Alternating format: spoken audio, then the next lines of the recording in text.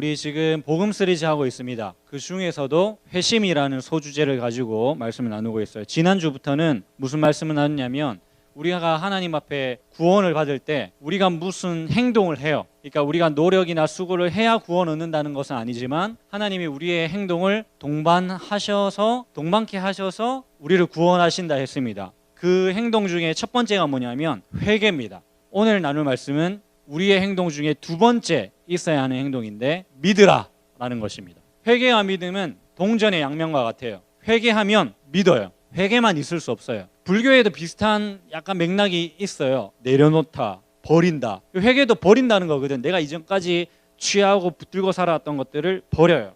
맞아요. 근데 불교와 기독교가 다른 것은 불교는 여기까지만 있어.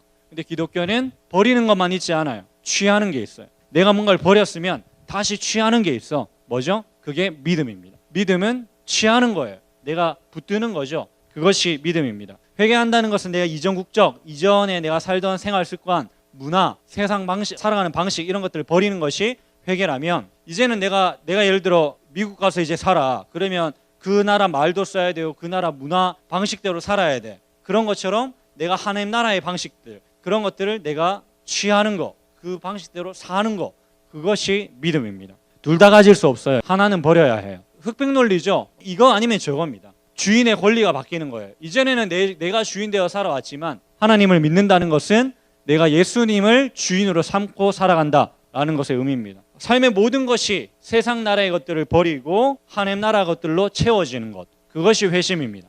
그것이 회개랑 믿음이에요. 자, 오늘은 믿음에 대해서 좀 구체적으로 살펴봅시다. 여러분, 우리가 믿음 정말 많이 얘기해요. 여러분, 제가 물어보면 다 대답할 겁니다. 어떻게 구원받나요? 믿음으로 구원받죠, 목사님.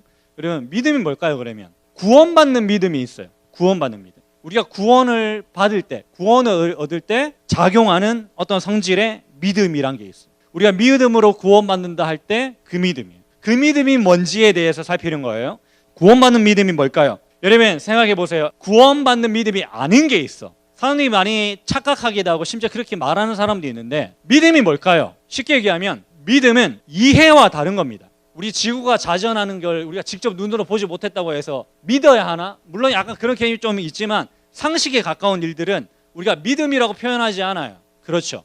그러니까 우리가 뭔가 머리로 이해하고 우리가 지식적으로 받아들이는 어떤 상식적인 일들은 믿음이라고 하지 않습니다. 여러분, 우리가 하나님 존재 자체에 대해서 이해할 수 없습니다. 이때 믿음이 필요하죠. 그렇죠. 하나님이 우리를 구원하신다, 이런 얘기들은 우리의 이해로 상식적인 얘기가 아니야. 믿음이 필요한 거지. 그렇죠. 이런 게 믿음인 겁니다. 이해와 반대되는 것이에요. 반대된다기보다 다른 것이에요. 왜냐하면 제가 왜 이런 얘기하냐면 우리가 쉽게 이해할 수 있는 것을 믿음이라고 이야기하는 경우가 종종 있기 때문이에요. 그렇지 않아요. 믿음은 우리의 이해를 넘어서는 것입니다. 초월하는 것이에요. 구원받는 믿음이란 무엇인가? 히브리서 11장에 보면 이런 얘기가 있어요. 믿음은 바라는 것들의 실상이요 보지 못하는 것들의 증거라.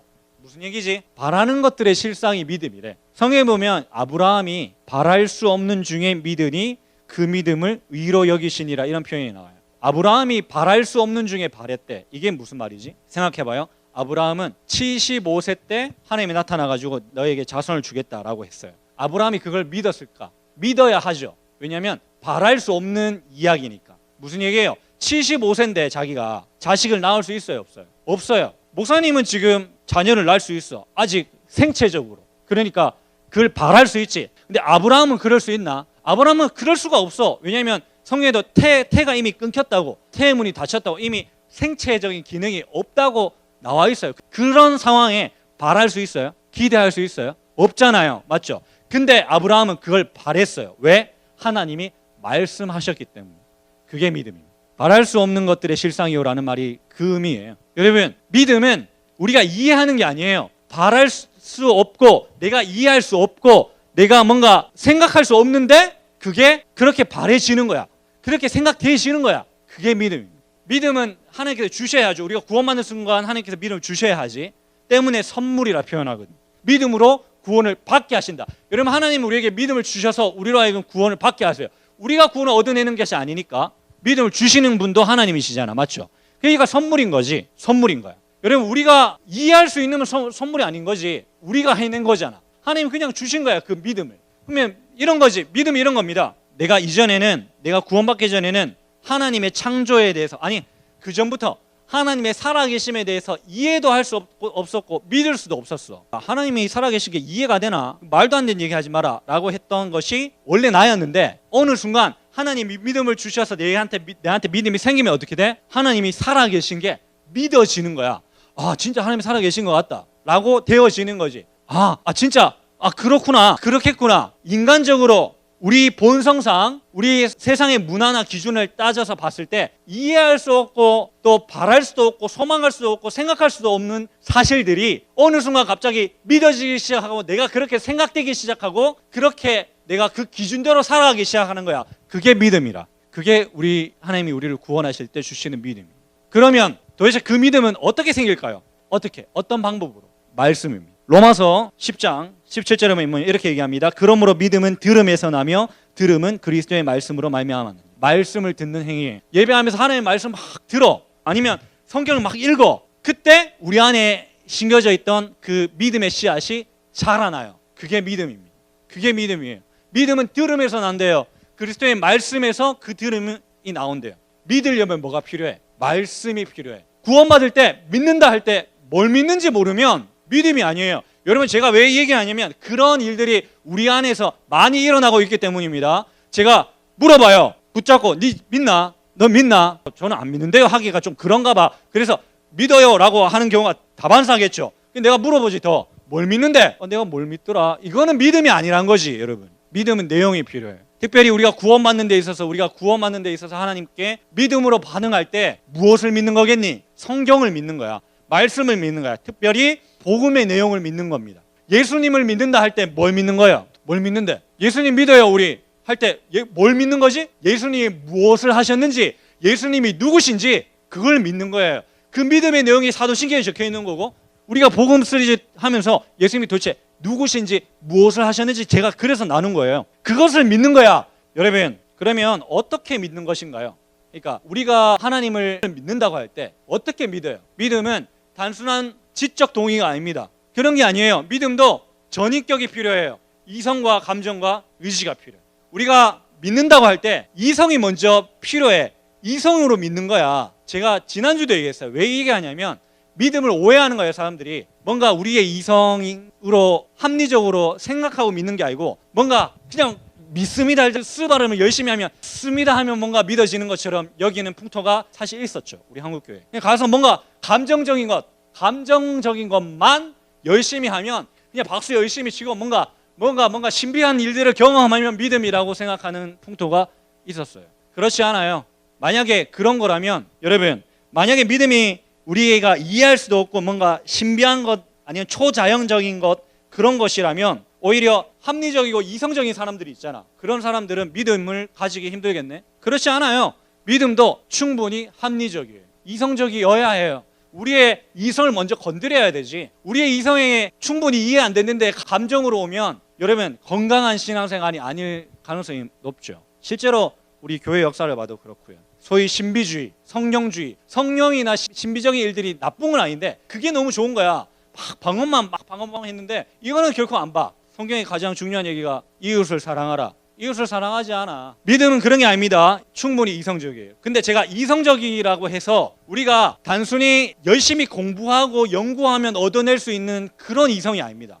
만약에 그런 거라면 우리가 공부 잘하는 학자들이나 저기 하버드 다니는 그런 친구들만 믿음을 가지겠네? 그런 게 아니죠. 제가 왜 얘기하냐면 인간의 이성, 우리가 그것을 이해하는 거지만 우리가 인간의 힘으로 이해하는 게 아니라 하나님이 우리에게 믿음을 주셔서 이해되는 거죠. 우리 이성을 초월하는 겁니다. 우리 충분히 이해가 되지만 그 이해라는 것은 우리 인간의 이해를 넘어서는 것이라고요. 두 번째, 감정이 필요하죠. 이건 사랑하는 겁니다. 깨달아 아는 거라 했어. 이 복음의 진리가 세상의 그 어떤 것보다 우리에게 큰 복을 주고 진정한 의미를 주는 것인 줄 깨달아 안다면 우리가 마음을 빼앗기게 되어 있습니다. 여러분, 그것을 사랑하게 되어 있습니다. 왜 사랑하는데? 왜 저기 남자는 어떤 여자를 사랑하고 여자는 어떤 남자를 왜 사랑하지? 그 상대방, 그 사람이 나한테 어떤 좋은 진정한 어떤 뭔가 유익과 의미가 있을 거라고 생각되기 때문에 마음을 주는 거야. 여러분, 성경에도 하나님 나라는 밭에 감추인 보화 같아서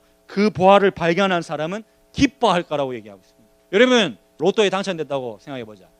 그렇구나 하겠나? 막 기쁠 거야, 좋을 거야. 막 여러분 여기 우리 고3 친구들 중에 막 뭐 예를 들면 목표하고 있는 대학에 막 합격했다고 막 통보 날라와. 그러면 그렇구나 하겠나? 막 좋을 거야. 왜? 거기에 지금 이성이 들어가 있어. 내 삶이 거기에 달려 있을 거라고 뭔가 생각되는 건데 거기 합격이라고 되는 순간 내 감정을 건드리지. 마찬가지예요. 복음이 어떠한 내용인지 우리가 깨달아 알게 되면 우리의 마음이 빼앗길 수밖에 없어요. 예수님이 누구신지, 예수님이 무엇을 하셨는지 깨달아 알게 되면 예수님을 사랑할 수밖에 없어. 반대로 얘기하면 여러분 제가 방금 얘기했어요. 믿음은 우리의 이성을 먼저 건드린다 했어요. 그런데 감정으로 내려오지 않으면, 우리 마음으로 내려오지 않으면, 우리 감정이 동방되지 않으면 우리는 그냥 지적인 믿음에서 그친 거예요. 여러분 그러면 안 돼요.